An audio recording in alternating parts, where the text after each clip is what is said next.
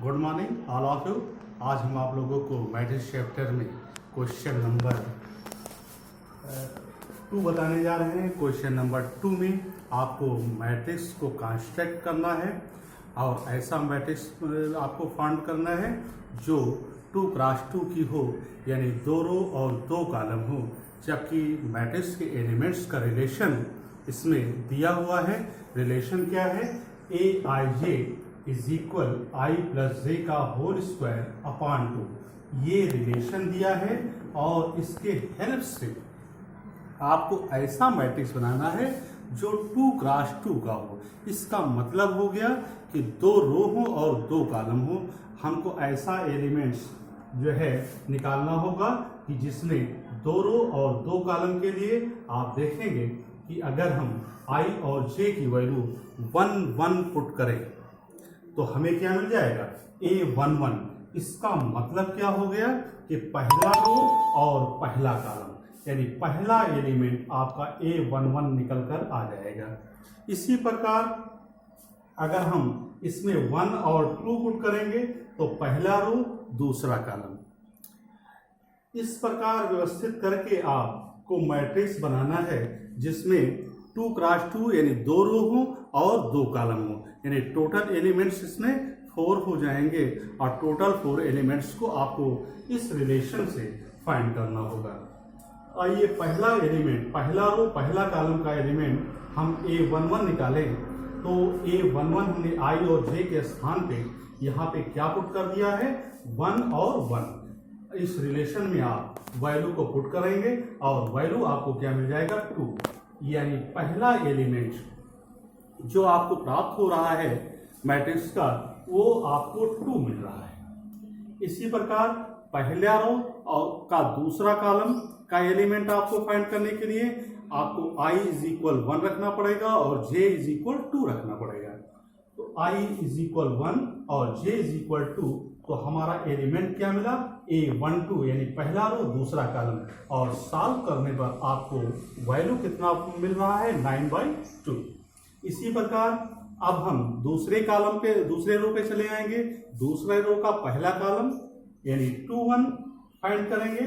2 1 find करेंगे तो आपको यहाँ पर i की वैल्यू 2 और j की वैल्यू 1, ऐसा रखने पर आपको सॉल्व करने पर आपको वैल्यू फाइंड हो रहा है 9/2। फिर हम दूसरा एलिमेंट यानी दूसरा रो और दूसरा कॉलम i की वैल्यू 2 और j की वैल्यू 2 रखेंगे तो आपको ये वैल्यू 8 मिल जाएगा। अब आ जाइए, जो रिक्वायर्ड मैट्रिक्स आपकी आवश्यकता थी 2 क्रॉस 2 की, वो फाइंड की जा रही है। यहाँ पर हमने A इज इक्वल एक मैट्रिक्स रेक्टेंगुलर एरे बनाया और रेक्टेंगुलर एरे में A11 एलिमेंट की वैल्यू 2 और A12 की वैल्यू 9/2 और A21 की वैल्यू 9/2 और इसी प्रकार A22 की वैल्यू 8, और इसको अरेंज कर दिया हमने। यहाँ पर आप देख रहे हैं 2 रो है और 2 कॉलम्स हैं। ये आपकी मैट्रिक्स 2 क्रॉस 2 की फाइंड हुई। ये जो रिलेशन आपको दिया गया था, इससे आपको 2 क्रॉस 2 की मैट्रिक्स फाइंड करनी थी, और 2 क्रॉस 2 की मैट्रिक्स बनाने के लिए 2 रो के एलिमेंट और 2 कॉलम के एलिमेंट्स आपने निकाल दिए, और निकालने के बाद इसको रेक्टेंगुलर एरे में वैल्यू को पुट कर दिया। यही आपके रिक्वायर्ड मैट्रिक्स थी। क्लियर? इसके बाद हम क्वेश्चन नंबर 3 की तरफ देखते हैं। क्वेश्चन नंबर 3 में भी काम वही करना है, लेकिन यहाँ पर आपको ऐसा मैट्रिक्स कंस्ट्रक्ट करना है जो 3 क्रॉस 4 का हो, यानी 3 रो हो और 4 कॉलम हो। 3 रो हो और 4 कॉलम हो, यानी टोटल हमें 12 एलिमेंट्स, 3 क्रॉस 4, तो 3 × 4 12 एलिमेंट्स हमको यहाँ पर फाइंड करने होंगे। किससे? इस रिलेशन से।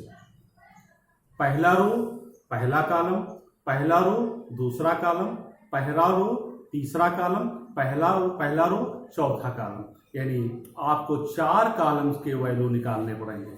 आइए, हमने यहाँ पर वैल्यू को रखकर निकाला है। पहला एलिमेंट निकालने के लिए 1 1 रखा हमने, पहला रो पहला कॉलम, इसमें वैल्यू हमने i की वैल्यू 1, j की वैल्यू 1 रख दी, तो वैल्यू हमें क्या प्राप्त हो रहा है, 1 प्राप्त हो रहा है। यहाँ पर आप एक चीज देख रहे होंगे, नई चीज, मॉड जो है, मॉड ये सिंबल होता है कि अंदर डिजिट चाहे प्लस में हो चाहे माइनस में हो, अगर वो मॉड से बाहर निकलेगा तो वैल्यू प्लस ही लिखी जाती है। इसका आप ध्यान रखेंगे क्योंकि ये सिंबल मॉड का बना हुआ है। मॉड के अंदर डिजिट को पहले हम सॉल्व कर लेंगे और उसकी वैल्यू जो बाहर निकल कर आएगी वो हर केस में प्लस ही पॉजिटिव ही होगी, चाहे वो निगेटिव ही वैल्यू क्यों ना हो। तो जैसे यहाँ पर आप देख रहे हैं मॉड के अंदर वैल्यू -2 लिखा है, -2 जब ये बाहर निकलेगा मॉड से तो वैल्यू इसकी जो है +2 लिखी जाएगी। 1/2 × 2 सॉल्व करने पर आपको 1 मिल गया। इसी प्रकार आप सॉल्व करेंगे, पहला रो दूसरा कॉलम यानी i की वैल्यू 1 j की वैल्यू 2 रखने पर आपको ये वैल्यू प्राप्त हो रही है 1/2। इसी प्रकार तीसरे कॉलम पे चले आइए, पहला रो तीसरा कॉलम में आप i की वैल्यू 1 j की वैल्यू 3 रखने पर आपको ये वैल्यू कितनी मिल रही है, 0। इसी प्रकार चौथे कॉलम पे चले आइए, 1 पहला रो और चौथा कॉलम यानी i की वैल्यू 1 और j की वैल्यू 4 रखने पर आपको वैल्यू क्या मिल रही है, 1/2।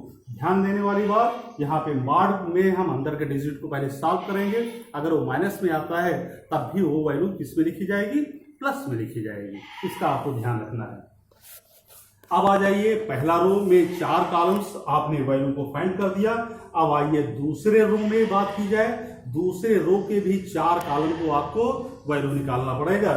तो दूसरा रो का पहला कॉलम देख रहे हैं आप, यहाँ पे दूसरा रो का पहला कॉलम यानी i की वैल्यू 2 और j की वैल्यू 1 रखने पर आपको वैल्यू क्या मिल रहा है, 5/2। आगे बढ़े, दूसरा रो दूसरा कॉलम में i की वैल्यू 2 j की वैल्यू 2 रखने पर आपको वैल्यू क्या मिल रही है, 2 मिल रही है। इसी प्रकार दूसरे रो का तीसरा कॉलम आप फाइंड करेंगे यानी i की वैल्यू 2 और j की वैल्यू 3 रखने पर आपको वैल्यू 3/2 मिलेगी। इसी प्रकार दूसरे रो का चौथा कॉलम का वैल्यू आप फाइंड करेंगे तो आपको i की वैल्यू 2 j की वैल्यू 4 रखने पर आपको 1 वैल्यू प्राप्त हो रहा है। आपने देखा कि हमने सबसे पहले रो के 4 कॉलम को फाइंड कर दिया और फिर इसी प्रकार दूसरे रो के 4 कॉलम को हमने फाइंड कर दिया।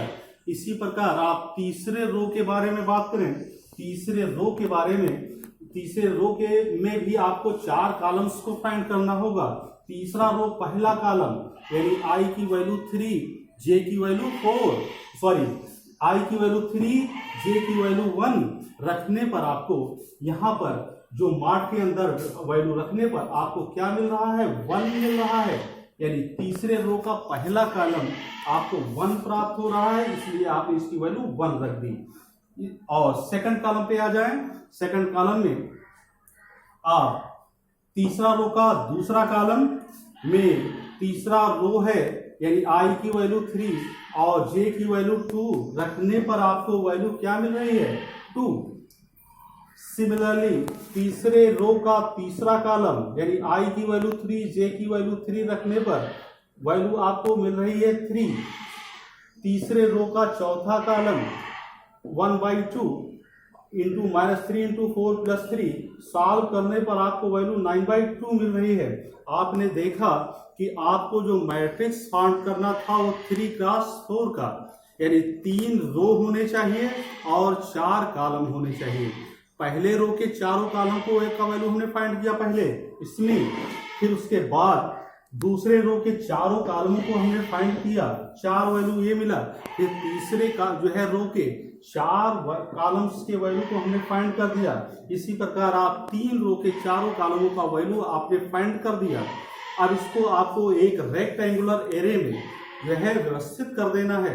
आइए, पहले रो का पहला कॉलम, पहला रो का दूसरा कॉलम, पहले रो का तीसरा कॉलम, पहले रो का चौथा कॉलम, ये वैल्यू को आपने यहाँ पे पहले रो को व्यवस्थित कर दिया। इसी प्रकार दूसरे रो को भी व्यवस्थित करना है आपको। तो दूसरे रो का चारों कॉलम के वैल्यूज फाइंड हो चुके हैं और इसको आपने फाइंड किया 5/2, 2, 3/2, 1। और इसी प्रकार तीसरे रो के वैल्यू को भी आपको यहाँ पर व्यवस्थित कर देना है। तीसरे रो के पहले वैल्यू को रख दिया गया 1, दूसरे रो जो है रो कॉलम के वैल्यू को 2 और तीसरे कॉलम को 3 और चौथे कॉलम का वैल्यू 9/2 और इसको रेक्टेंगुलर बॉक्स में क्लोज कर दिया गया। यही आपका रिक्वायर्ड मैट्रिक्स होगा। क्लियर? और इससे संबंधित इसके बाद इसी पैटर्न के क्वेश्चन आप अपने अगले सवालों में भी देखेंगे। अगर आप कोशिश कर रहे हैं तो इसको आप बहुत ही आसानी से फाइंड कर सकते हैं।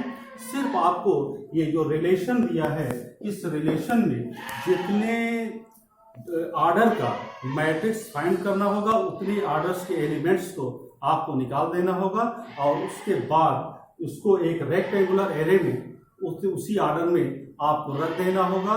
यही आपके रिक्वायर्ड मैट्रिक्स होगी। क्लियर?